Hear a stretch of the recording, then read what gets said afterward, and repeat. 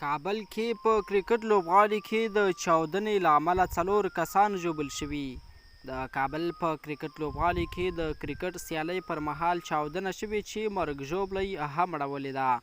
د کرکټ بورډ اجرایه رئیس نصیب خان رسنیو ته په استولي ویډیوي پیغام کې ویلي دي چې چاودنه د نندارچیانو په څیر وشوه چې له امله یې 4 تنه ټپیان شوي دي.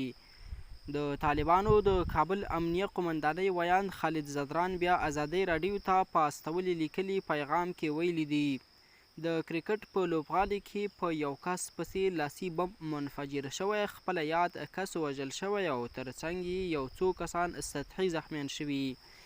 پر ټولنیزو رسنیو کې په خپرو شویو ویډیوګانو کې ښکاري چې چاودنه د لوبغالي دننه د ننداره کوونکو په منځ کې شوې ده. عیني شاهدانو بیا ازادۍ راډیو ته ویلي چې په پیښه کې د زیانمنو شویو کسانو شمیر زیات دی. ګرانو کتونکو، تازه او مهمو خبرونو لپاره زموږ یوټیوب چینل در سره سبسکرایب کړئ.